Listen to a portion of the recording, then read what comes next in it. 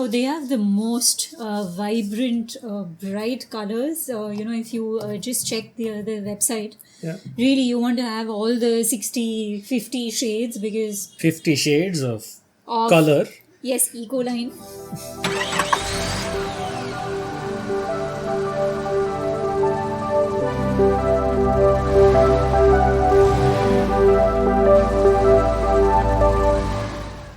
Hello and welcome to Stationery Test Drive, where every week we take humble tools and exotic tools and strange tools and we make interesting things with them. I'm Vishal. I'm Samir. This is Minjal. And finally, this week we're looking at my favorite Ecoline inks. After mentioning them over and over again for months now. Yes. And using them for months. So I guess in some ways this is the video for all of you who have been wondering what the fuss is all about. Well, what is the fuss about? Why are Ecoline inks your favorite? So what I really like about the Ecoline is their ability to blend very seamlessly when you're using, say, I use it with a Pilot Parallel pen, sometimes with the automatic pen, which also has a steel nib, a flat steel nib.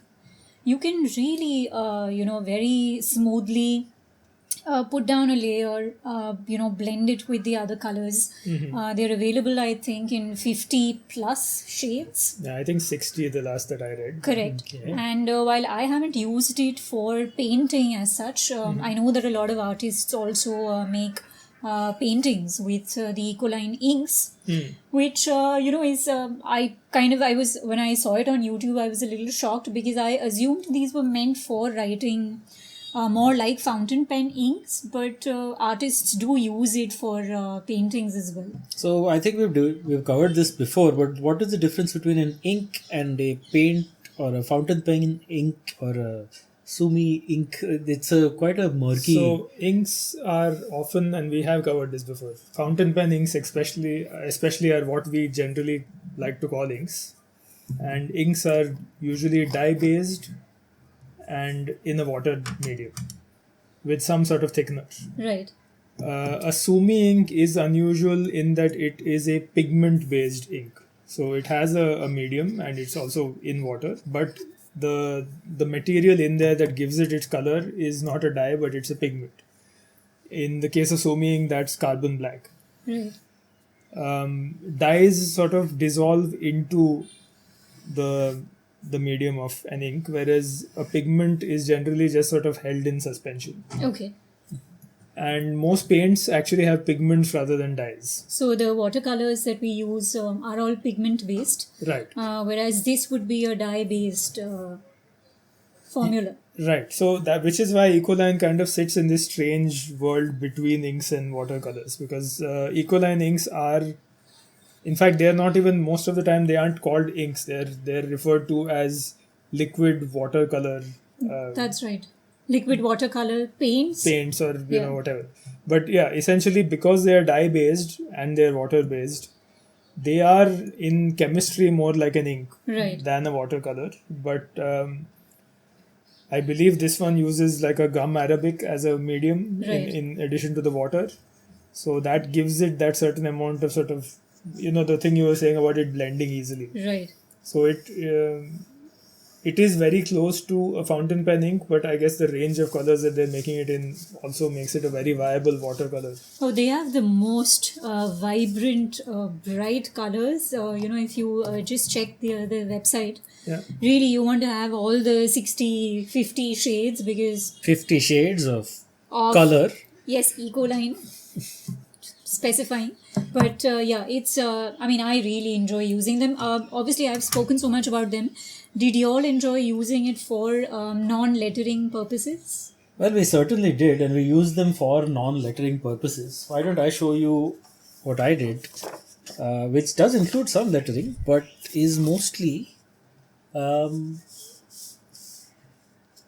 illustrated piece. I used all three of them because we had the Ecoline 411, which is this, the sepia-esque one, the 506, which is a nice royal blue, and the 700, which is a very nice black. And who is this good-looking fellow? Not me, clearly, because I don't have three jaws. I use this, which is we've covered this in an episode before. This is the 512 Hunt nib on, I think, a Hunt holder. I think so. And it's very nice to use these because you don't need to put them into a palette or a punnet or anything. You just dip and take off a bit of the excess. And you can get a really nice line here. A good amount of line variation, as you saw even in the test sheet that I have here. Everything from the finest of lines for small details to these nice thick ones, which you can do pretty quickly. Inking this took maybe an hour. Drawing this took longer, actually. I've realized also that when you put it down, it dries very quickly. It does, and there was I don't pay attention too much, so I will usually go over parts, and I have a tendency to touch the page. These are all bad inking practices, but they're just habits that I've retained. And there was very little smudging. There's a little bit here which you almost don't notice until you pay attention to it. But I like the level of detail that you can get from just of course, having a good thing like the Hunt, which we have covered before, and we had great results with. But also just something like that, where it almost looks like a wash. You don't think, I can get that with one of these pens. You think you're only going to get the very precise lines. But no, you can just put it down there in a way that is a huge variety. So as opposed to using, say, the Sumi ink, did you enjoy this process with the colors? It's a different process. The Sumi ink, the lovely thing about Sumi ink is the tackiness of it. Like Sumi said, it has carbon black and it has almost a charcoal base to it. So it comes down almost, you can almost feel it on the paper, and you can sort of feel this is thinner. So in some ways you can work this faster. I could put that down in under a minute, which is pretty fast. Even that, just like a minute or two, all of this just took 10 minutes maybe. So it's quick, which you don't really think of ink being quick as opposed to a tool being quick, but the ink does make a big difference to how quick that's goes an down. Interesting contrast that it dries so quickly, because unlike Sumi ink, this is not a permanent ink. It is not waterproof. You can reactivate it by using a brush or whatever. So yeah, I love this thing. I'm going to try the other Ecolines now. Samir, you also did something illustrative, but something completely different. And I think I went for the completely wash based technique that Minjal was talking about, and that's what I came up with. That is super. And I don't think no one's going to look at these three bottles, which are very much like your standard ink bottles which you had in school, and think, I'm going to get this and this out of the same three inks. And you used a brush, I assume? Yeah, I just used an old 0 size and 3 size brush that I have from, 20 years ago. And they worked perfectly fine. They were just some sort of natural hair brushes that I'd picked up a long time ago. And the thing that most impressed me about these inks is how much of a range I could get using literally just the three colors. Yes, this does not look like a painting done with three colors. Especially the skin tones. That is more of a sepia brown than a red. But even then, the range you've gotten from these pinks to even, I guess you mixed a little there for some of the cooler colors. In fact, I didn't end up mixing any of the inks together. All I did was dilute them with water. And on the page. On the page would be the only mixing that happened between colors. It's very successful. I don't think that anyone would think that, this is... Other than certain telltale things like that. Yeah, which I guess just can't be avoided because of the fact that they are dye-based. And it's something that watercolorists lean into, so I don't see why ink... It happens a little less with watercolors because of the pigment. Right, there's a bit more suspended in there. Right, so it doesn't quite sort of... for example, these areas where two different kind of layers meet, in a watercolor, it's not always going to become darker like that. Because... Whereas here it's sort of coloring the paper twice, the dye. So those kind of fluctuations will happen, but I'm still very happy with it. It's extremely successful, I think.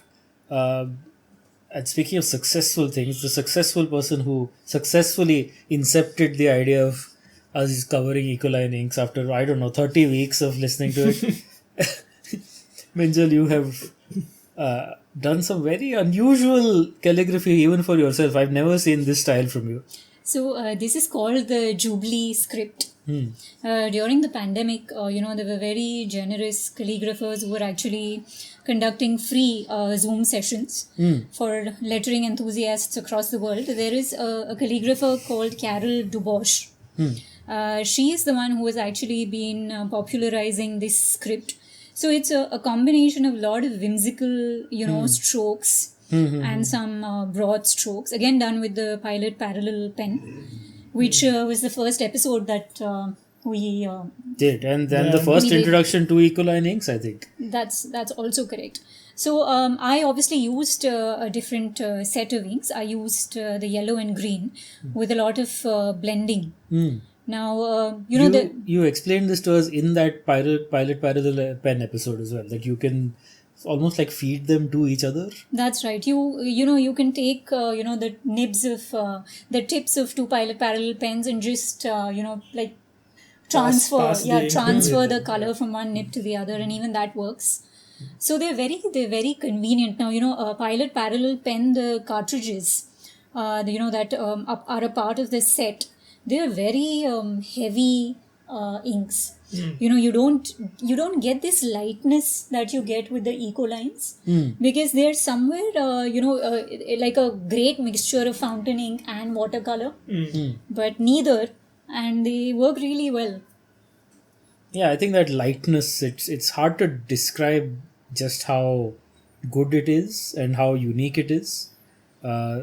Like I said with Sumi, you kind of I like the heaviness of it. I like the tackiness of it. It's the same with many drawing inks. I think that they go for a similar type of viscosity. And yeah, this is as someone who's never been good at watercolors or things like that, I think it's a good way to get into that sort of way of thinking where you're not quite, like this is clearly a graphic style, but even I found myself finding more reasons to go for more wash-like things, and maybe next time I will just or maybe I'll take it on this page and just dilute it and fill in some of the washes. I think the Ecoline inks have finally arrived and we finally enjoyed them. Before we move on though, the one interesting thing I found about this one is that there are several types of.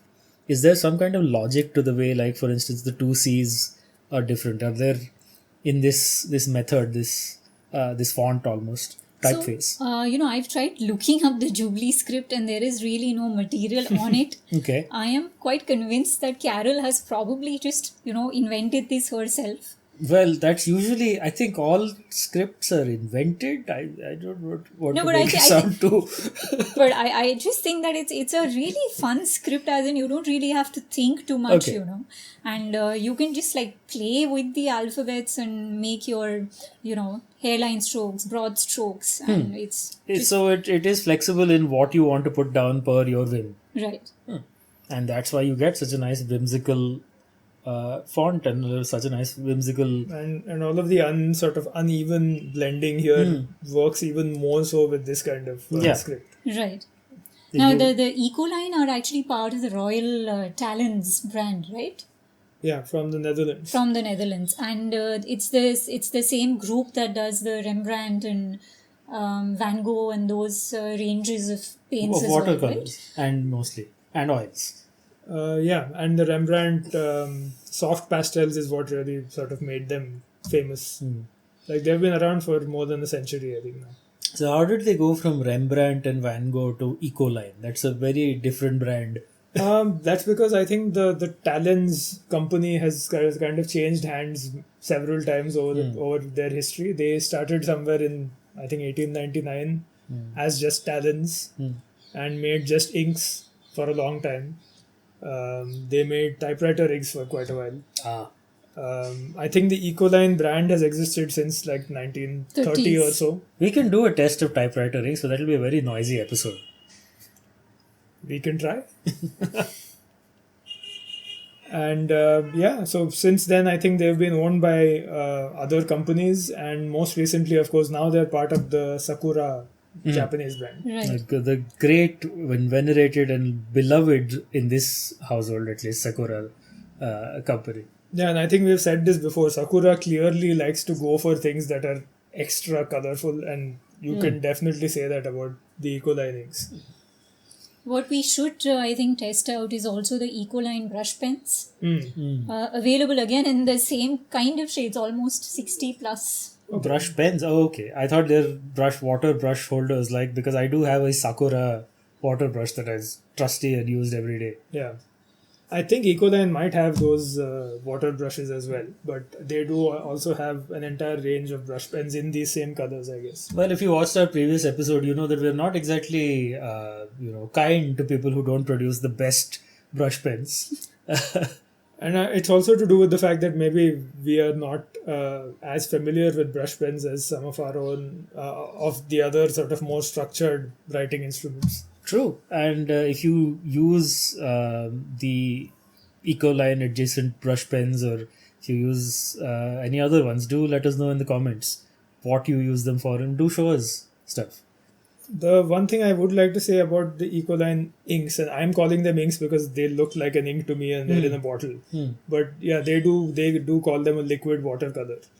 I think they genuinely do behave like a liquid watercolor, in that I knew whenever I used to read about watercolor artists talking about what they like about the medium the most, it's always the fact that there's a certain kind of luminescence to it, that the white of the paper kind of lights it up somehow. Right. And that really shows up in this. I mean, Vishal has done mostly line work, but anytime there is a wash, it's almost as if it's glowing. Right. Like all of these bits. Even things like this mild skin tone, there is just something glowing about it, and I think that's not very usual for your standard fountain pen inks. So these are definitely something that I would consider a watercolor. And you can use them in fountain pens, which none of us did, but I guess we should try. Yeah, it's just that when you have so many color choices, you don't want to fill a pen with it and not choose. Or it's an excuse to get 60 pens. Now Vishal is talking dangerous things. So, Samir, you mentioned the Cobra range of products under Royal Talens. What was... Wait. So we go from Van Gogh and Rembrandt to Ecoline to Cobra. To Cobra. They went from Van Gogh to Rembrandt to Amsterdam to Ecoline and now to Cobra. Yes. Cobra is something that, we should... we all know what Cobra is. Of a certain age, Cobra does not mean the snake. Of course not. But what Cobra is an interesting idea that we would love to test out at some point. It's a oil paint that is soluble in water. Oh, that is such a contradiction in terms. So it's an oil paint you can paint with brush and water rather than turpentine or a paint thinner, which would be very interesting to try at some point. Yeah, that is definitely going on the list of Stationery Test Drive. We don't know when we'll get those. First of all, we have to see if we can get Cobra inks ourselves. But every week here on Stationery Test Drive, we do this, as you can see. Next week we'll be back with another one, another pen, I think. So until then, please stay tuned.